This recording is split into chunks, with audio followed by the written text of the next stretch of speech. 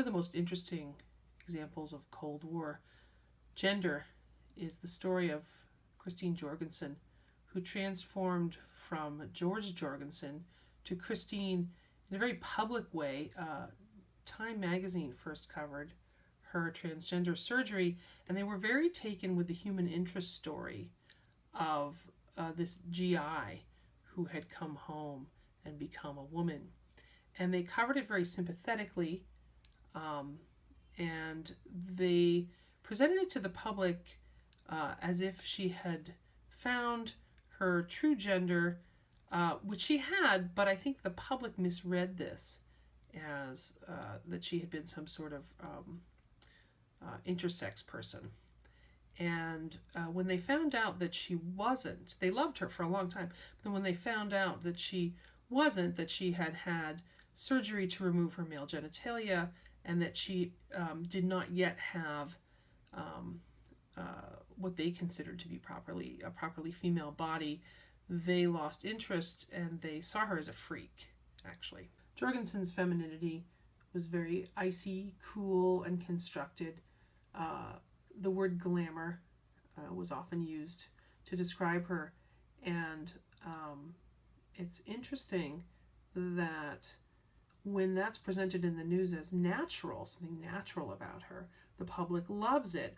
Once the public has a sense of her femininity as made rather than innate, which is what they decided once the newspapers started turning on her and covering her as some sort of freak rather than as a person who had become the woman she always wanted to be. Once they saw her as a kind of freak, they turned on her, and the articles about her really suggest this is because they couldn't bear the idea of gender as constructed. They wanted it to be, more innate. And once they had this sense that she was making it up as she went along, they didn't like it. If you want to understand what I mean by that, think about the way that Marilyn Monroe was presented right around this time and a little bit later. Jorgensen had her last surgery in 1954, although she might have had some subsequent minor ones. In the 50s, Marilyn Monroe comes along and is presented as the epitome of natural femininity. And she displaces the kind of cool constructedness of Jorgensen's glamour with this exuberant physical kind of embodiment. Here's a really good example of Monroe presented as a pinup girl. Not a photograph, right, but a very photographic illustration in the style of the pinups. In fact, Monroe was portrayed as the natural woman, right? She was called the Body, the nickname the Body, because she seemed to embody not just a gender ideal, but sex itself. She embodied something that the pinup girl had suggested about the sort of innocence and naturalness of sexuality, but she brought it to life in a way that made the pinup real, and Hugh Hefner chose her for his first centerfold. Richard Dyer argues that Monroe combined naturalness and overt sexuality, and so in this way she's a little bit different than the pinup girls who were just natural and innocent. She's got an innocence, but she also winks at you.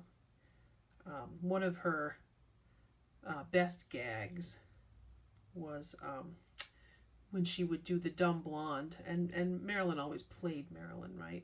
She was as constructed as Christine Jorgensen could ever be, if not more so.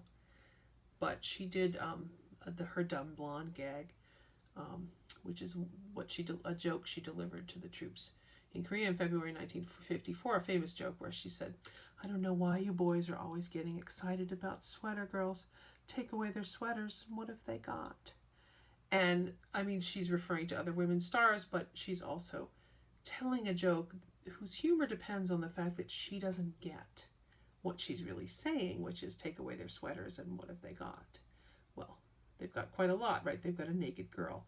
but she pretends she doesn't get her own joke. And so the dumbness of the dumb blonde is also her most appealing characteristic. She's like innocent, she's untouched by the corruption of the world. She's a kind of Rousseau-esque figure. And so she's kind of sweet and definitely unthreatening. Ultimately, what Monroe offered, the construction of Marilyn Monroe as Marilyn Monroe, offered was a woman who told men it was okay to be sexual, it was okay to have desire, it was okay to have that expressed outside the confines of marriage and domesticity. It was okay to have fun, it was okay to be playful.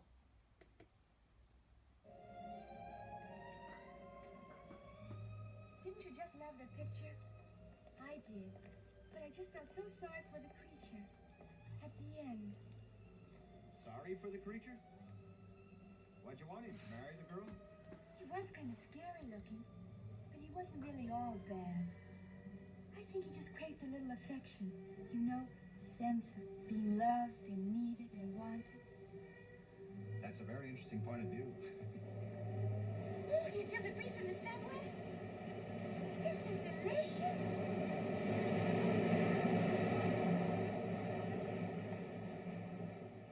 Sort of cools the ankles, doesn't it?